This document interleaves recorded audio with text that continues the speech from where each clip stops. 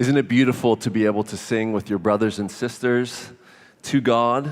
And in some sense, we encourage each other as we sing because we are singing to each other, even though primarily we're singing to God. And so we encourage each other even as we sing. And that last song in particular is one of my favorites. I feel compelled to say that the righteousness in that song that is our defense is not our righteousness, right? If it was our righteousness, we're in trouble. and you can see that in the song, holiness is Christ in me. It's not me in and of myself with my doing. It's Christ in us and through us. And so his righteousness is undefeatable. And so it's our defense. What a great gospel song to sing together. May we sing it again soon.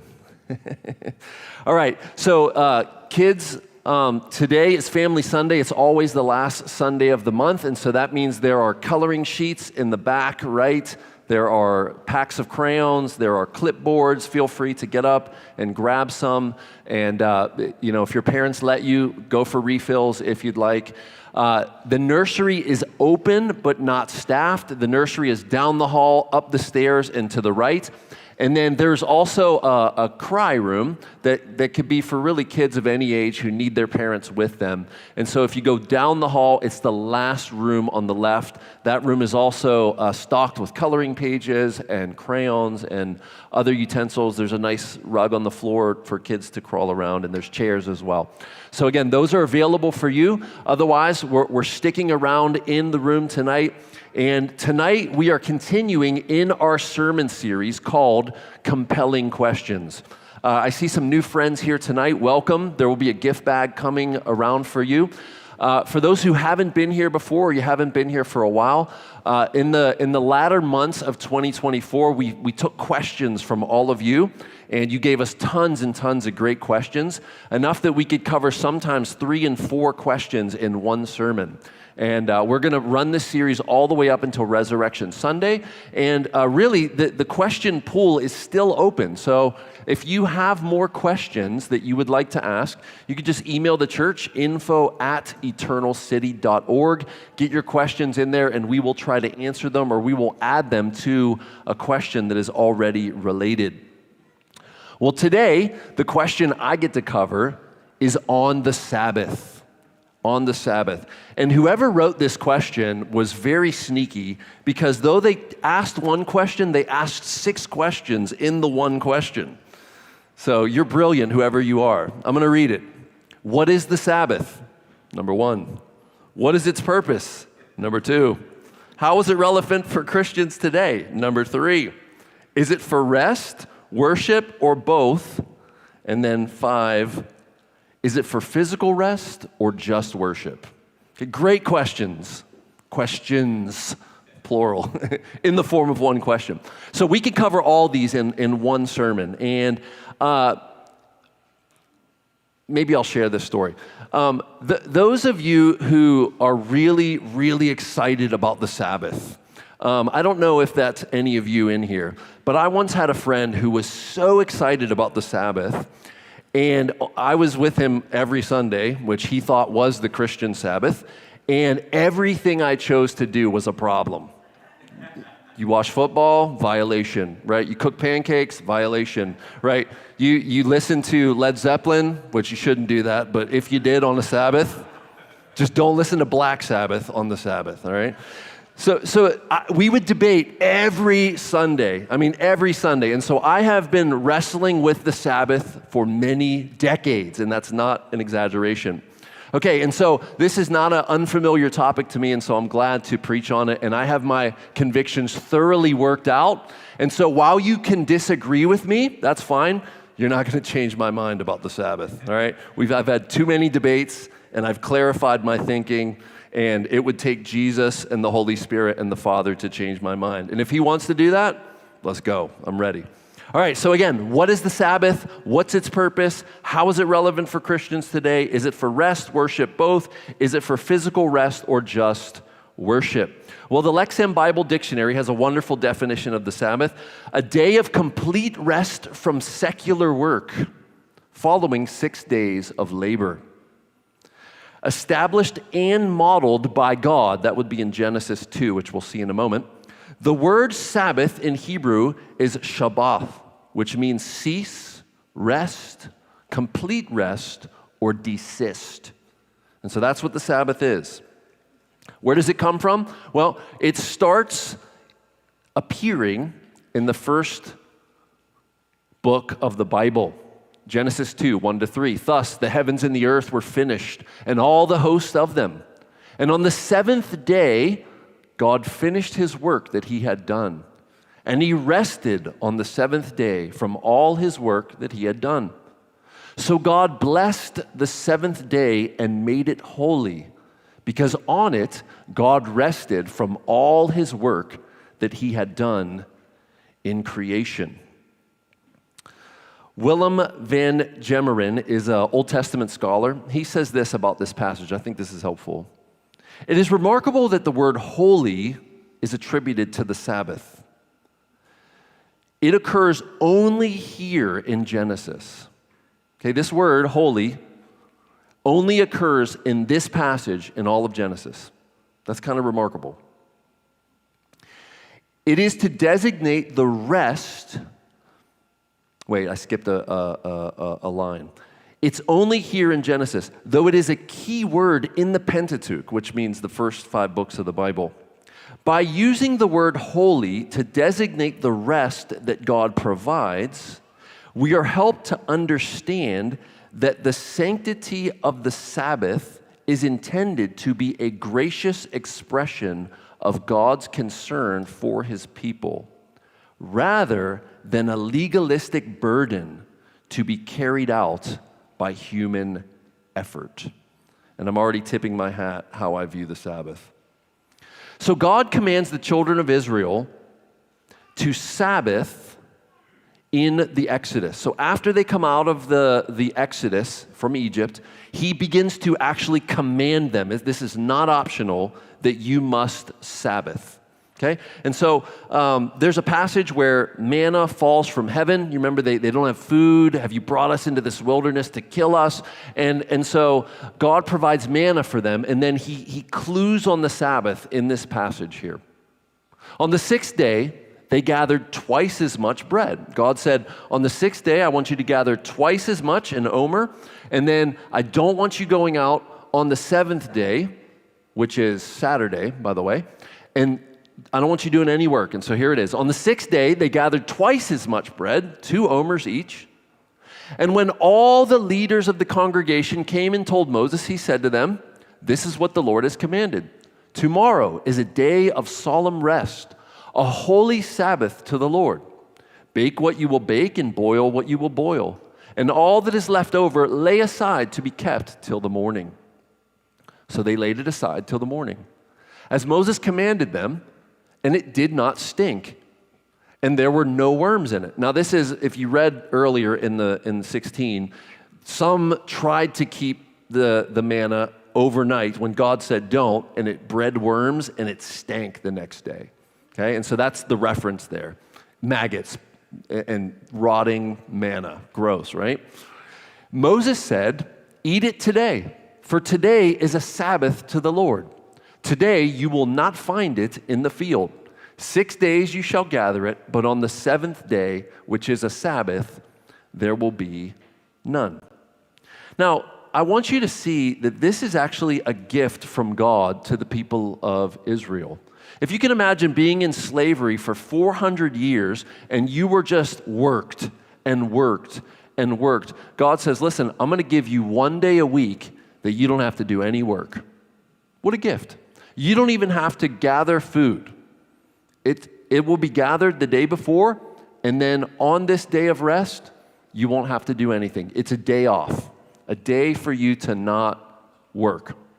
Now later in Exodus, it's actually commanded more explicitly. This is the 10 Commandments. And so the 4th commandment is, remember the Sabbath day to keep it holy. 6 days you shall labor and do all your work, but the 7th day is a Sabbath to the Lord your God. On it you shall not do any work, you or your son or your daughter, your male servant or your female servant or your livestock. Not even the animals are working on the Sabbath. It's great. Or the sojourner who is within your gates.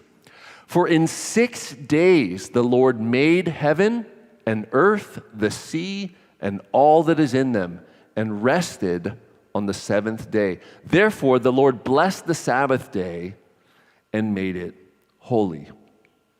And so there you see God grounding this fourth commandment in creation, saying God made the world in 6 days, and then on the seventh day he rested, and thus establishing a day of rest for his people.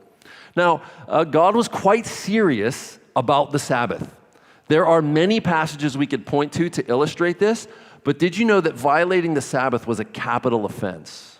What does that mean? That means you die if you break this one. Like, really? If I work on the Sabbath, I die? That's right. Here's what it says. Exodus 35:2, 6 days' work shall be done, but on the seventh day you shall have a Sabbath of solemn rest, holy to the Lord. Whoever does any work on it shall be put to death. Like, man, God's real serious about a day off. Take a day off or I'm going to kill you. That's really what it's saying. Now, there are many places where this is reiterated. It's reiterated again and again and again. And so God established, again, from creation, day 7, resting. Then later with the manna, it emerges. And now here it's very explicit in the Ten Commandments, the fourth commandment. And it was a gift, not only to the people of Israel, but also to the animals.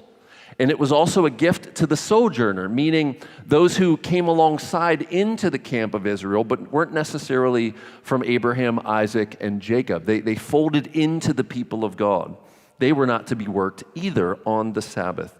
And so God wanted a day of rest devoted to him in some sense, and then in another sense, it was to rest completely, to not have any work done for income or for secular purposes, so to speak.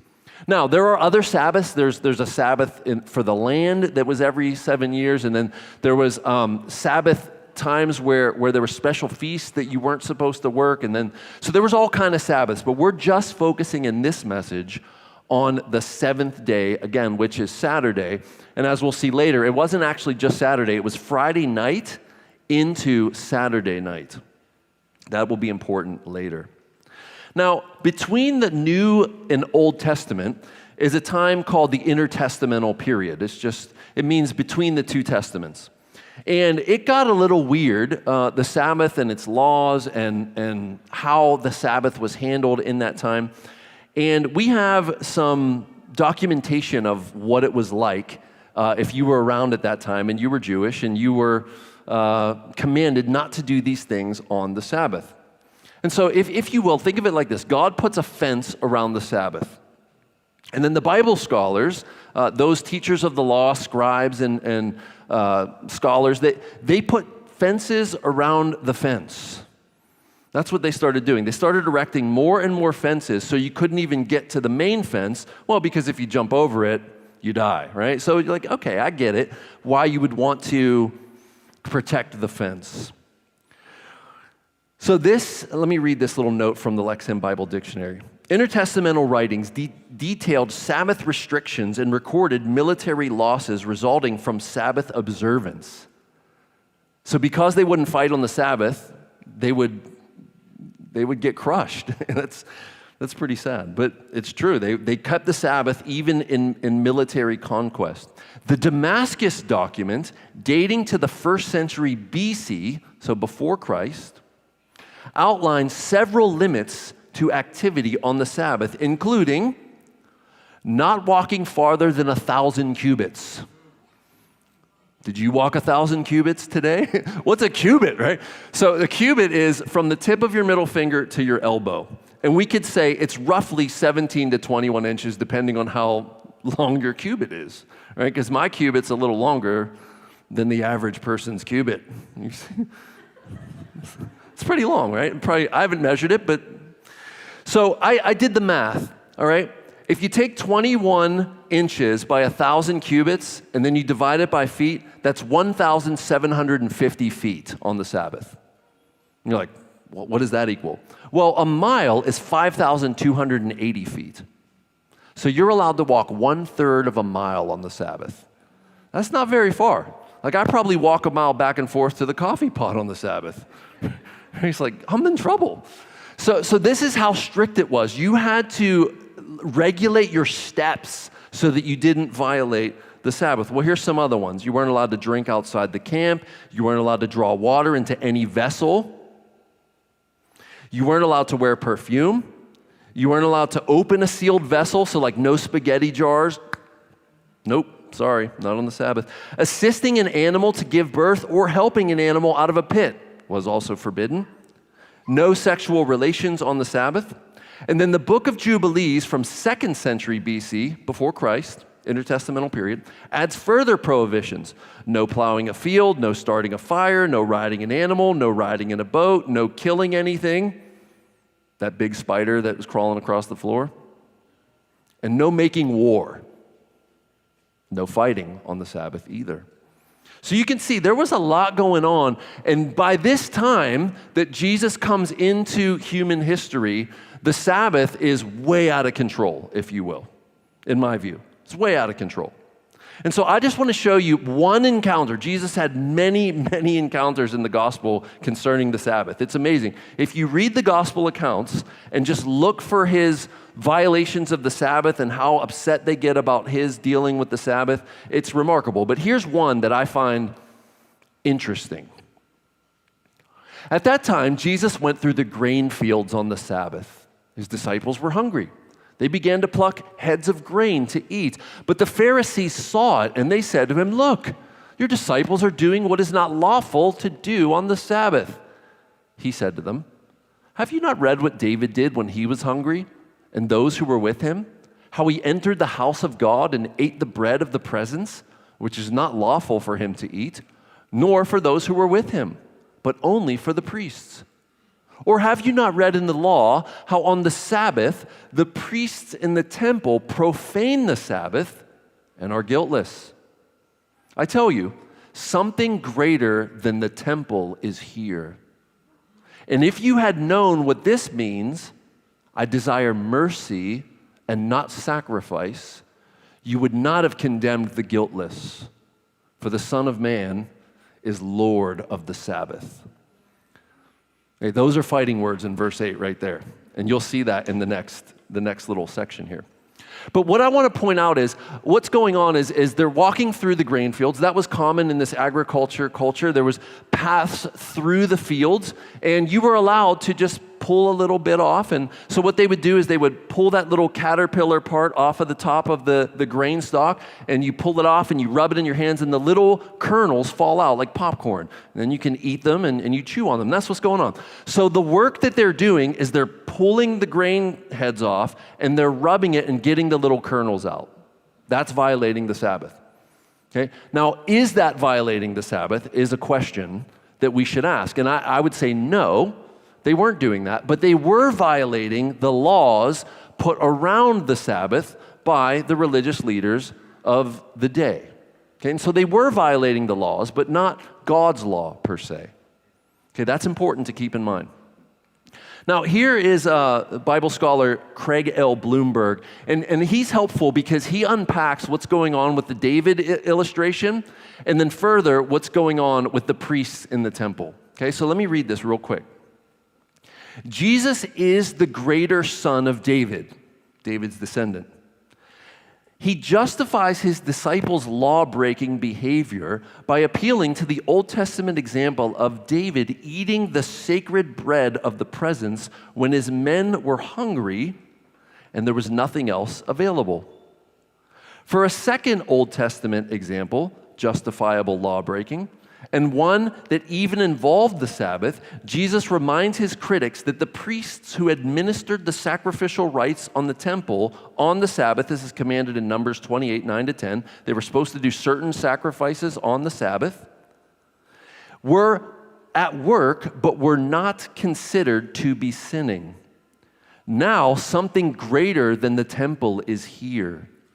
The kingdom and Jesus' ministry of ushering in the kingdom. So, he has even greater authority to determine what does and does not violate the Sabbath. And so what is happening here is this story with David. This is when David was out running and he had a band of men with him and they're hungry and they go in and there's the bread of the presence and you're not allowed to eat this. It's only for the priests. But David eats it. And Jesus says, that was right. I'm like, but he violated the law. He did, but he violated the ceremonial law, not the moral law. Now, the second illustration is this. You ready? The priests work on the Sabbath by doing sacrifices and temple administrations and whatnot, and they're not sinning by working on the Sabbath. So what does that mean? Use your logic. What about the command, you shall not bear false testimony, or you shall not lie? Okay? We can't do that on the Sabbath, but we could do it the other 6 days. The point is, the Sabbath was a ceremonial law more than it was a moral law. That is proven by the fact that when the priests worked on the Sabbath, they weren't sinning. But if you lie on any day of the week, you're what? You're sinning. So it proves that, okay, the Sabbath was in the category of the ceremonial law and not in the category of the moral law, I would argue, even though it's in the Ten Commandments. And when I say that to some people, they're like, what, you're saying the fourth commandment isn't relevant? Let me finish the sermon, okay? Just wait. Now here's the second part that follows this passage. Verse 9 starts it. He went on from there and entered their synagogue. Now, I don't know if he was on his way into the synagogue, but it seems to be the same people that were in the grain field accusing him are the same people in the synagogue because of how it goes. And a man was there with a withered hand. And they asked him, is it lawful to heal on the Sabbath? So they asked Jesus, is it lawful to heal on the Sabbath? Is that okay? So they might accuse him. And he said to them, which of you who has a sheep, if it falls into a pit on the Sabbath, will not take hold of it and lift it out? And by the way, sheep were like money. They weren't like pets, right? You might imagine a big fluffy sheep in a field, and that's kind of the pet, and you feed it like a dog, and you pet it, and you take care of it. That's not how they thought of sheep. That was money. You sold it for money, you sheared it for money, and you cut it up, and you had lamb chops and gyros. That's how lambs work. Okay, and so they were protecting their money. That's what they were doing. Okay, and he says, how many of you, if you had a sheep and it fell into a pit, you would pull that out? You'd pull it out, wouldn't you? So it is lawful to do good on the Sabbath. Then he said to the man, stretch out your hand. And the man stretched it out, and it was restored, healthy like the other. But the Pharisees went out and conspired against him how to destroy him. Why? Because he is violating the Sabbath, both on account of the grain, and he called himself the Lord of the Sabbath, and now here he is healing on the Sabbath and challenging their views of how the Sabbath should work or not. And so they begin to conspire, this guy needs to go. We have to kill him. Now, what I want to show you next is, in John chapter 4, Jesus meets a Samaritan woman at a well, and he has a discussion with her. And it's fascinating. This is the first woman that the first person actually, that he explicitly reveals his messiahship to. And she's a Gentile. She's a Samaritan. She's half Jewish, half Gentile. And she's kind of an outcast in society, okay? And so he reveals himself to her. She runs into town and she begins to tell the Samaritan town that, come meet a man that has told me everything about me, and he knows me. Could he be the Messiah?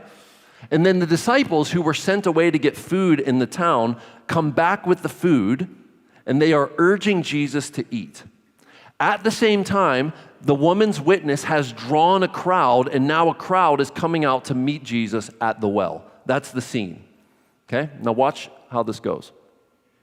Meanwhile, the disciples were urging him, saying, "Rabbi, eat." But he said to them, "I have food to eat that you do not know about." So the disciples said to one another, "Has anyone brought him something to eat?" Jesus said to them, "My food is to do the will of him who sent me and to accomplish his work." The CSB renders it like this: "My food is to do the will of him who sent me."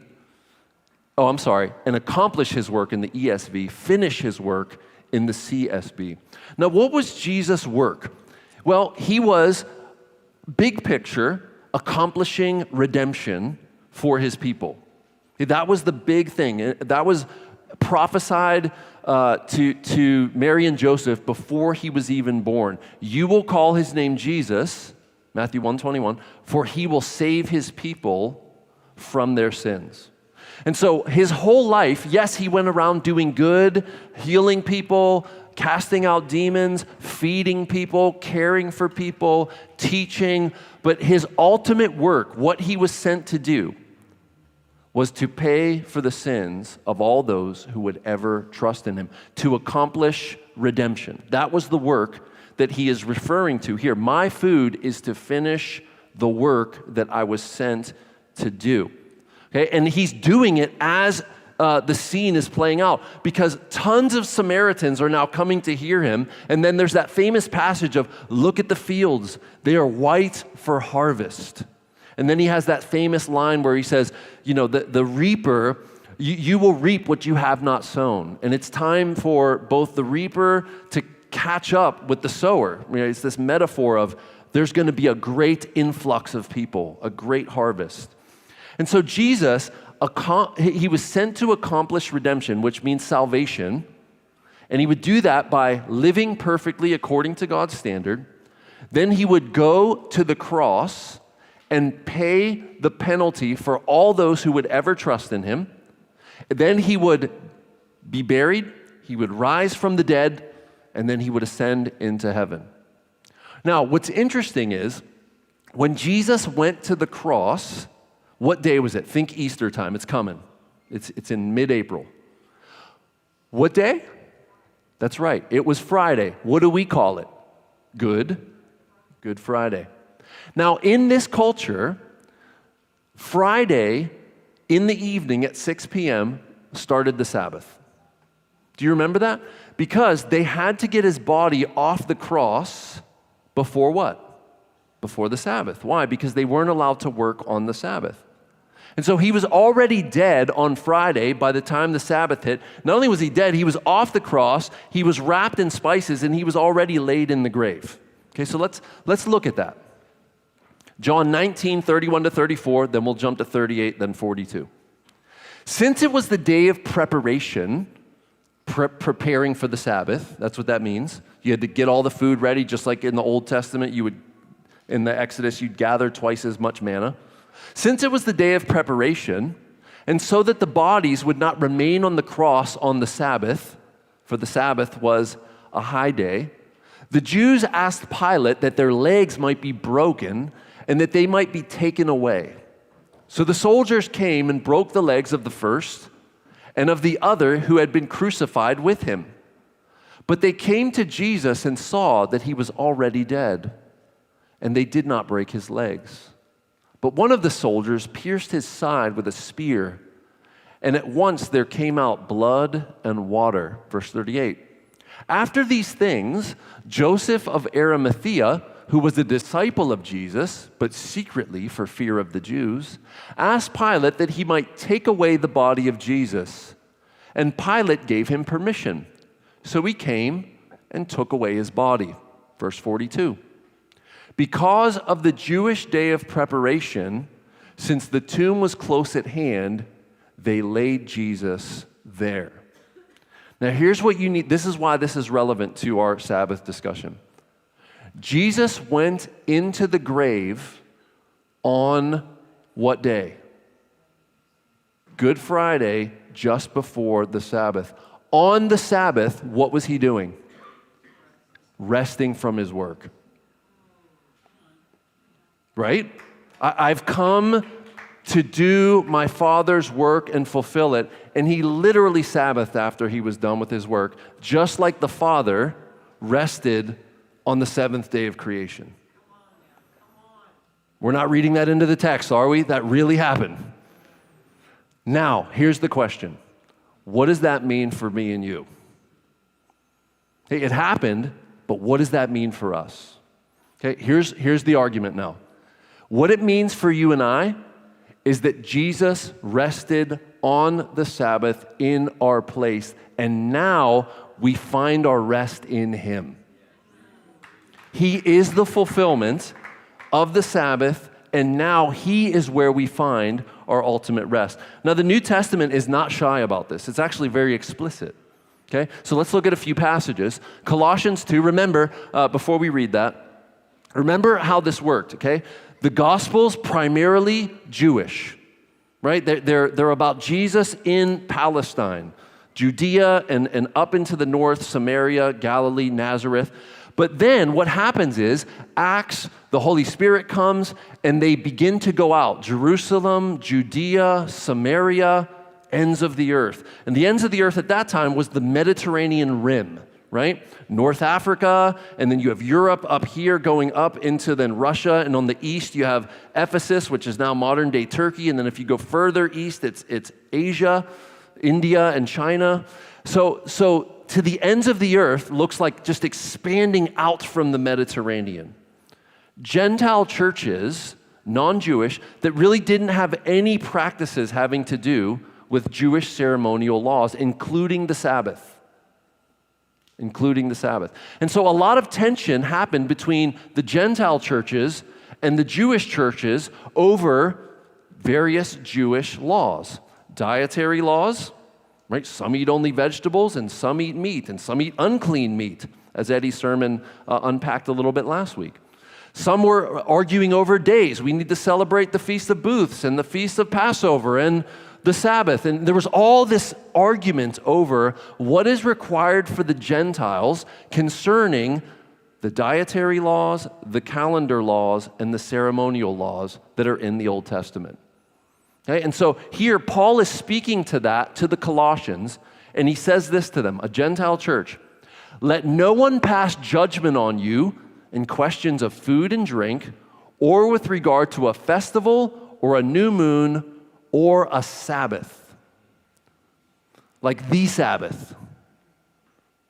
These are a shadow of the things to come, but the substance belongs to Christ. That's amazing. Here's what he said. He said, food and drink, those regulations. Okay, so let's think about this real quick. In the Old Covenant, if you were Jewish and you ate the wrong food, what were you? Unclean. Okay? There were clean foods you could eat, and there were unclean foods. You eat the unclean foods, you're unclean. Okay? You had to celebrate certain festivals, and you had to celebrate the Sabbath. And you remember, if it was in the time of Moses, under the theocracy, you got killed for breaking the Sabbath. And the shadow of the things to come means this. When you have a solid substance and a light is cast on it, a shadow is the result.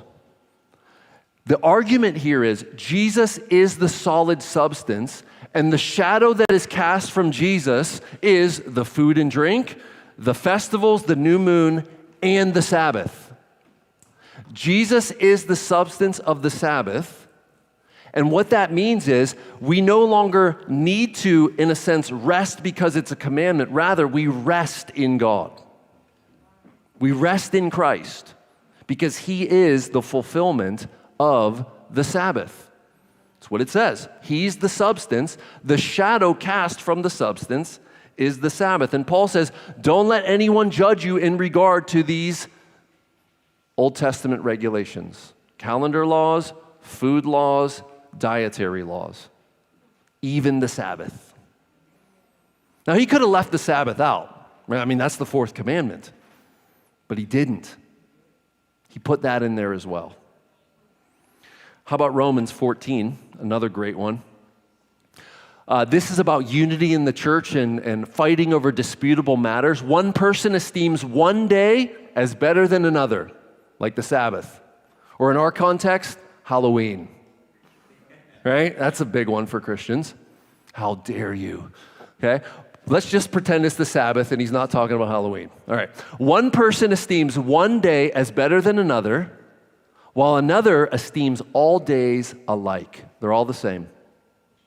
Each one should be fully convinced in his own mind. The one who observes the day observes it in honor of the Lord. The one who eats in honor of the Lord, since he gives thanks to God, while the one who abstains in honor of the Lord and gives thanks to God. And so what that means is some people, because of their conscience in the first century, they had to keep the Sabbath. It was a sin for them to do so. It was a sin for them to eat pork, for example. And so Paul says, look, you need to obey your conscience, but then also you don't need to put your convictions on other Christians and bind their conscience, making it law. You shouldn't do that. Rather, you should be convinced in your own mind and then live according to your convictions. Okay, and I remember Justin preached a wonderful sermon on this a while ago, and if you ask him, he'll shoot you the text to it. You have to go back and find it, brother. It was in the Roman series. I'll give you that clue. All right, so I want to give you a little piece of Tom Schreiner's work. Tom Schreiner's a biblical scholar at Southern Seminary, wonderful, wonderful scholar, has written a ton of books. It might have been sin, but I did pay over $65 for his commentary on Romans. My wife doesn't know that, but now she does. Sorry, babe. Jeez. That's like half a grocery bill. Well, that's like a carton of eggs now. Get 2 dozen eggs for $65. Schreiner Romans, eggs. Should have went with the eggs. Just kidding. All right, so here is Tom Schreiner's book, 40 Questions About Christians and Biblical Law. Wonderful book. 40 questions about Christians and biblical law. Question 37, is the Sabbath still required for Christians? Ready? The New Testament never appeals to creation to defend the Sabbath. That's important. The Old Testament did. The New Testament never does. Jesus appealed to the creation order to support his view that marriage is between one man and one woman for life, Mark 10, 2-12. Paul grounded his opposition to women teaching or exercising authority over men in the creation order, 1 Timothy 2, 12-13.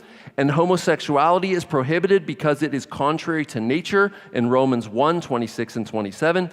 In essence, God's intention when he created man and women, similarly, those who ban believers from eating certain foods and from marriage were wrong because both food and marriage are rooted in God's good creation. 1 Timothy 4, 3-5. We see nothing similar with the Sabbath. Never does the New Testament ground it in any created order. What's going on here?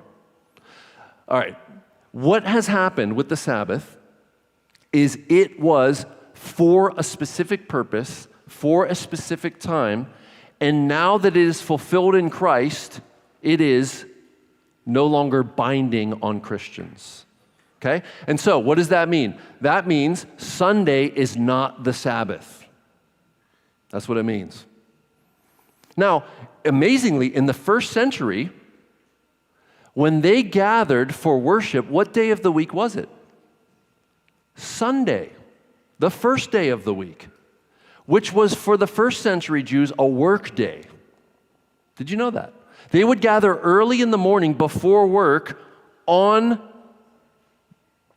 Sunday, not the Sabbath, because the Sabbath was the day before.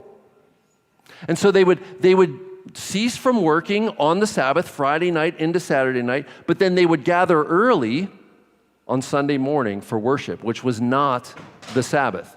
Now, if Charles Spurgeon was here, I would not argue with him, okay? He would say Sunday is the Christian Sabbath. And many other theologians would call Sunday the Christian Sabbath. I'm not of that view. Okay? I think that Sunday is, in the words of Revelation 1, it's the Lord's Day because it's Resurrection Day. But just because it's the Lord's Day doesn't mean it's the Sabbath. There's two different things going on there. Now, why do we worship on Sunday? Is it because it's the Sabbath? No, we worship on Sunday because it's Resurrection Day, in fulfillment of the Sabbath. Remember, Jesus rested from his work on the Sabbath, thereby fulfilling it. He rose on Sunday, the first day of the week, and so we, in honor of the resurrection, in honor of the victory of Jesus over Satan, sin, and death, we come and we worship on Resurrection Sunday every Sunday.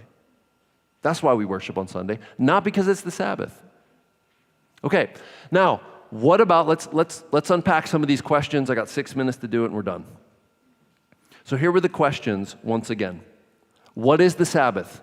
Okay, the Sabbath was a day of rest for the Jewish people coming out of slavery, and then it was to be practiced until the time when Christ fulfilled and the gospel then began to go out to the ends of the earth.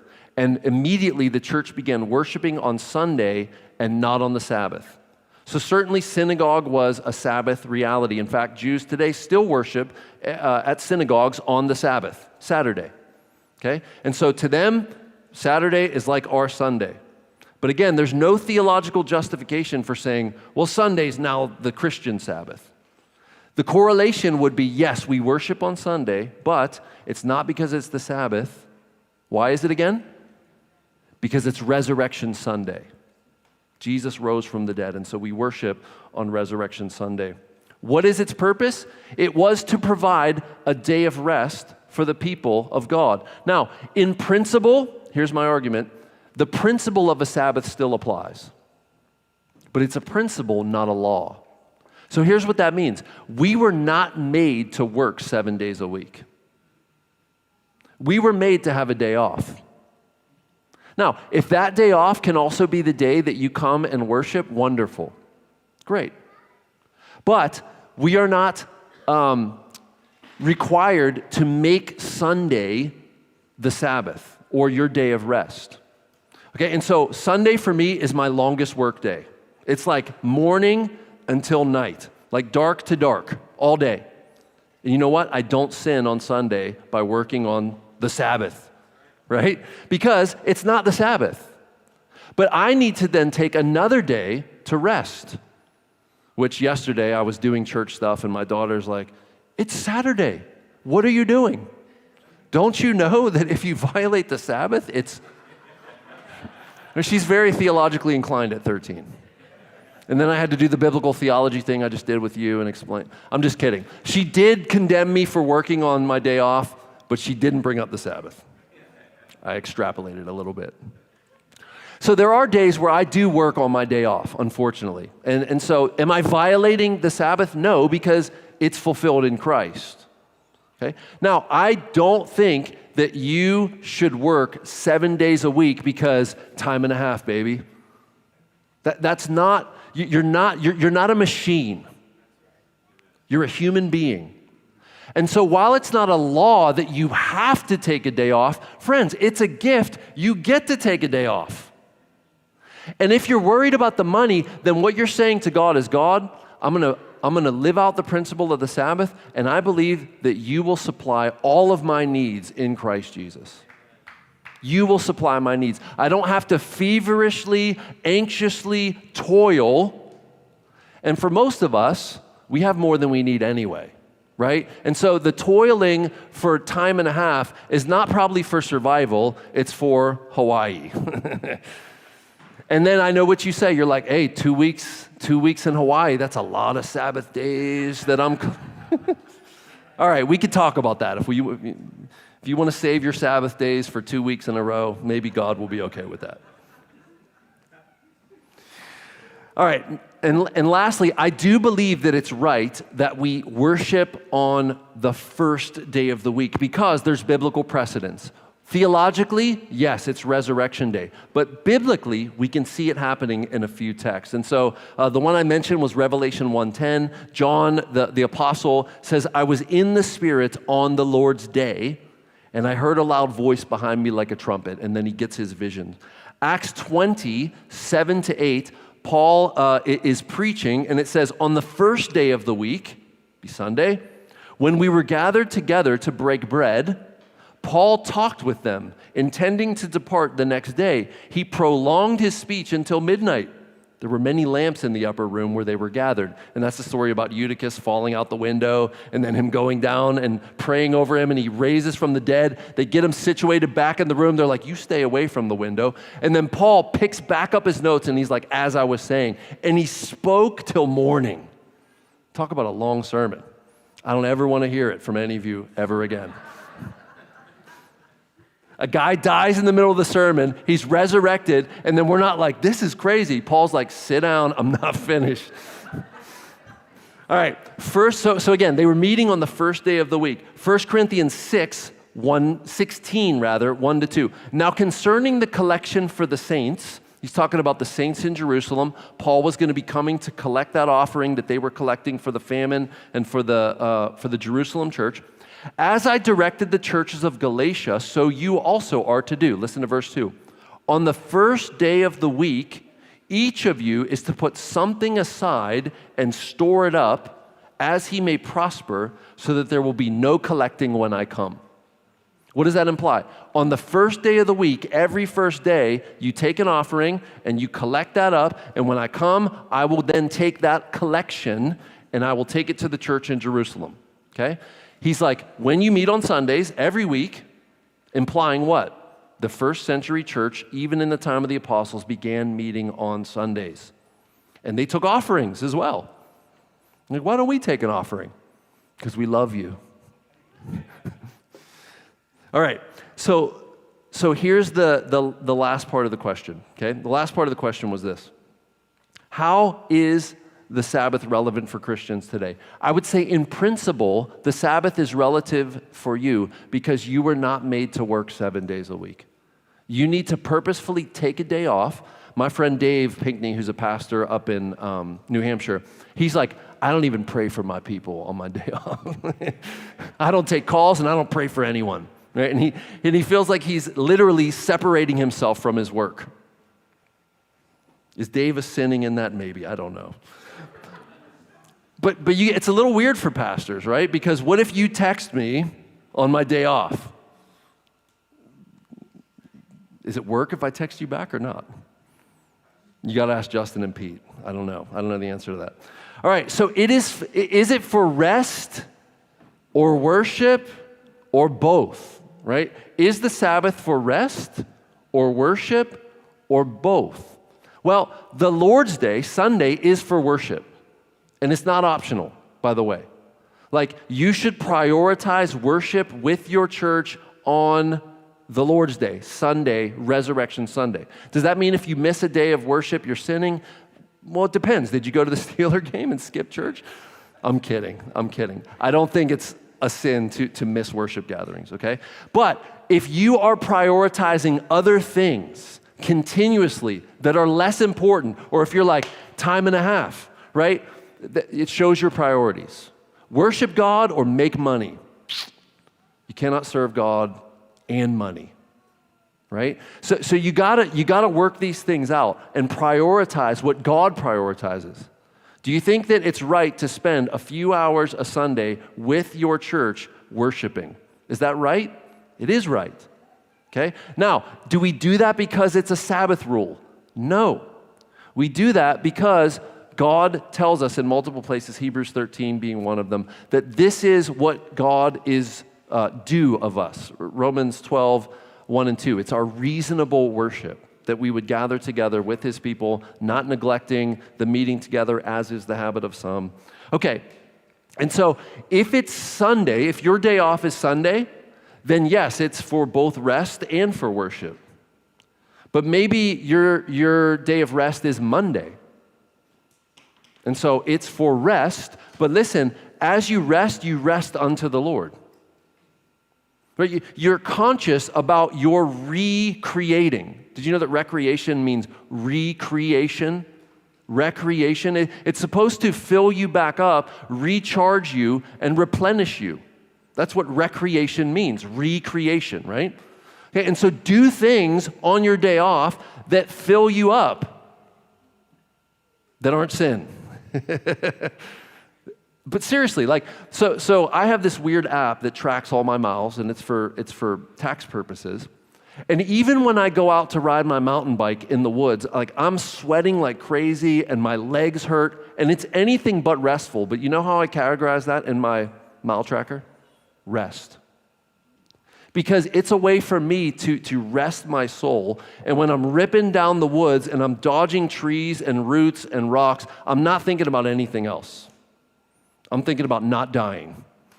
And this is awesome, and my heart is beating like crazy, and I just missed a groundhog, right? You're not thinking about all your problems. And so what is that for you? Right? I would say your day of rest should not be spent laying in your bed anxiously worrying about all the bad things in your life. That is not restful. That is stressful. That's not the principle of the Sabbath there. Go do something that helps you to not focus on all the things that you focus on the other 6 days. What is that for you? I don't know. It's different for everybody. But God did not make you to work and to be concerned with all things work. So here's a way to put it. We work to live. We don't live to work. Right? Okay, work is a gift of God, but you're not made to work. That's not why the only purpose you were created for. It is part of your purpose, but it's not the only thing you're for.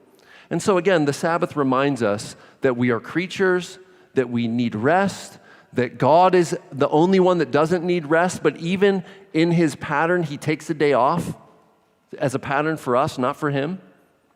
Right? God can create the universe and he's not tired. You cut your grass, or some of you make a burger and you're tired, right? We need rest. God doesn't. And so take the rest that God gifts you once a week. Okay, and then lastly, is it for physical rest or just worship? I just answered that. All right, so in conclusion, Jesus is our ultimate rest. I didn't have time to pull up Hebrews 4. I wish I would have. But basically, Jesus is our Sabbath rest. We rest from trying to please God. We rest from our spiritual labor. And then we have final soul rest in Jesus because we know that he has secured for us an eternal Sabbath. Can you imagine that? Rest forever. And I think we'll be working, but it will be restful work, not stressful work. Okay? And so in Christ, friends, we are resting in the capital S Sabbath, who is Jesus, who won salvation for us, who worked in our place, who accomplished redemption. And so now we are free in Christ to take a day off and to rest, knowing that we have ultimate rest because we have peace with God. Hey, friends, if you don't have peace with God, I don't know how you rest on your day off, right? But because we have peace with God, and we know the capital S Sabbath, Jesus himself, we can rest. We can relax. We can lay down at night and not worry because he's in control and he's our big brother. And he's brought us to the Father who loves us and calls us sons and daughters. And he's given us his Spirit to guide us, to lead us, protect us, and help us. Okay, so let us together now worship. Let's take communion. God is present with us as we sing praises to him. And so the communion elements are going to be coming around. If you're a Christian, we want you to celebrate communion with us. So please take the communion elements and hold them until we're done singing. And then together we will all take communion as one church and be reminded of the gospel. And so if you could please stand, the worship team's going to come up. They're going to lead us in singing. And again, as the communion elements come around during the song, please hold them until we're all done singing. I'll come back out and I'll lead us all in taking communion together.